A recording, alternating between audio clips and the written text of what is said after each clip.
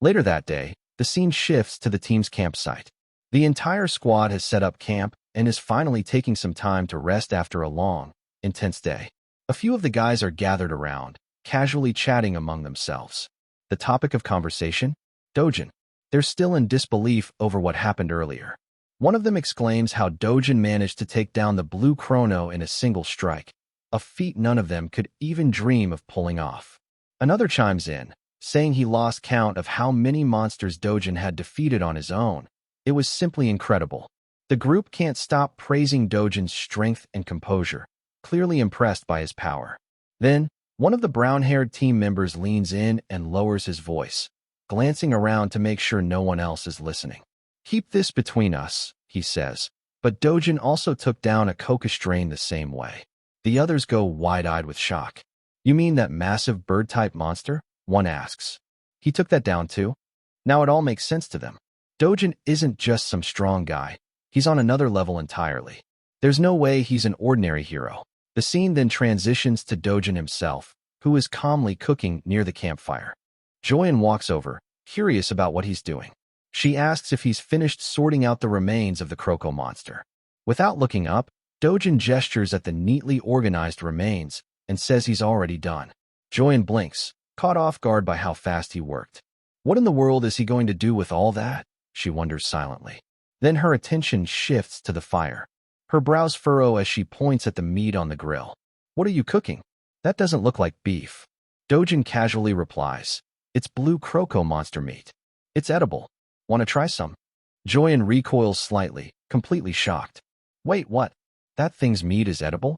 But we brought enough food, didn't we? Why would you go out of your way to eat that?" Still chewing, Dojin simply shrugs. "If you don't want it, you don't have to eat it."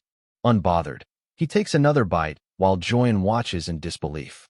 Meanwhile, Inji walks up, catching the scent of something unusual. Her eyes land on the grill. "Are you seriously eating that?" she asks. "We have plenty of food. Why go through the trouble of cooking monster meat?" Before Inji can protest further, Joyen surprisingly takes a seat and picks up a piece of the grilled meat. Inji gasps, "Are you seriously going to eat that?" Joyen replies, "Dojin said it's edible." She takes a bite, and to her own surprise, it's not bad. In fact, it's actually kind of good. Inji is stunned. "No way." Unable to wrap her head around what just happened, Inji approaches Dojin and lowers her voice. "Okay, what's your secret? How did you win Joyen over?" She's never even had a boyfriend before, and she's not the kind of person who falls for guys easily. "So what's your dating secret, huh? What made her eat that?" Dojin blinks and pauses for a moment, as if her question triggered a deeper memory. His mind drifts back to his days at the Imperial Academy, before he turned 20, when Lady Maisel Grain, of the prestigious Grain Count family, had taken an interest in him. Later in his mid-20s, there had been Rowenda Leshlian, the young heiress of the Leshley family. And then, in the final days of his life in the destroyed world, there was Veronica, his final resting place, a bittersweet memory. Inji's voice cuts through the moment. "Hey, are you even listening to me?" Snapping out of his thoughts, Dojin turns toward her and answers, "Honey doesn't seek out the bee." Inji stares at him in disbelief. That is the cheesiest line I've ever heard. Joyen, meanwhile, is going in for another bite of the meat.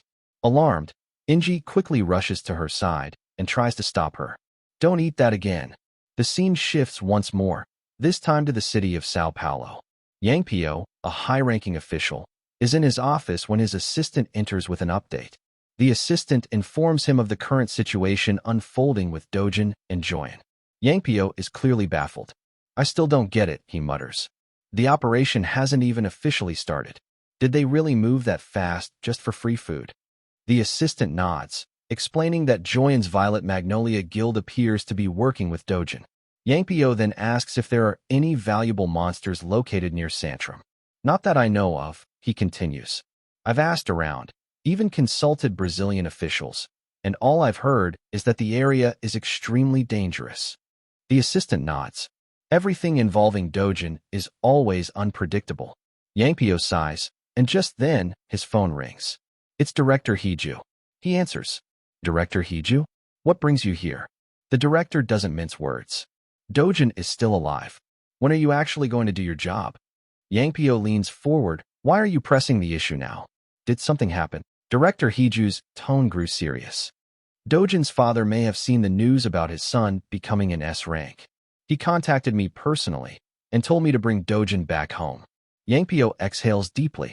Things were getting even more complicated. Upon hearing the update, Yangpyo and muttered, "So even the chairman of T Group is stepping in now." No wonder Director Heeju is all worked up. Clearly agitated, Director Heeju snapped through the phone.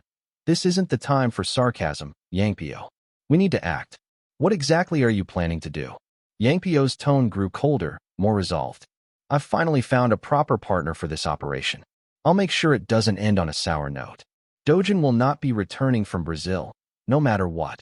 Director Heeju paused for a moment, then said with grim satisfaction, "Now that's the kind of answer I like to hear."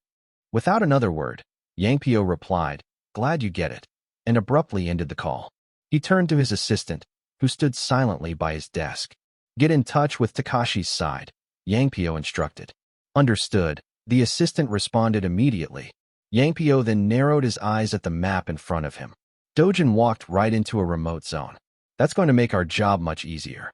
The scene shifts to the dense forest of Brazil, where Dojin, Joyen, and several other team members are steadily making their way through thick jungle foliage. Joyen steps closer to Dojin and says with concern, "You do realize we're heading deeper into the jungle, right? According to the information from the Brazilian Hero Association, monsters have been spotted in this region." Dojin glances at her and asks, "What kind of monsters?" "A lynx," Joyen replies seriously. Dojin raises an eyebrow. "A lynx? So that monster is here too?" Startled by his familiarity with the creature, Joyen asks, "Wait, you know about the lynx?" "Of course I do," Dojin responds without hesitation, already pushing deeper into the forest. Watching him move ahead so confidently, Joyen sighs and murmurs to herself, "I knew this would happen." Then, raising her voice, she calls out, "I'm not going to stop you, but at least take this." She hands him a small item. "What's this?" Dojin asks. "They're earplugs," Joyen explains. "If you get lured by the lynx's cry, your mind could become paralyzed." The Brazilian Hero Association strongly emphasized that. "Didn't you just say you knew about the monster?" Dojin looks at the earplugs but casually replies, "I don't need them." Joyen stares at him in disbelief. "You can't underestimate a lynx, Dojin. The association specifically said they're extremely dangerous and must be handled with the utmost caution." But Dojin doesn't respond. Instead, he simply continues walking ahead, ignoring her warning entirely. The rest of the team exchanges uneasy glances, hesitant but following behind him. As they press on, Joyen continues trying to reason with him. "Dojin, please just be careful. I'm serious about this." Before she can finish, something catches their eye. Perched high on a thick tree branch, its body relaxed but eyes eerily alert, sits a sleek, menacing creature, the lynx. The entire team freezes. An overwhelming silence falls. "That's it," Joyen whispers. "That's the lynx." Inji immediately snaps into action. "Everyone cover your ears." Now, without hesitation, the party members scramble to comply, shielding their ears as quickly as possible. Panic sets in for a brief moment, but then they notice something strange. Dojin is standing alone, right in front of the monster. He isn't moving. He isn't flinching, and instead of facing the lynx, he's gazing up at the sky, completely calm, unbothered by the danger perched only a few meters away.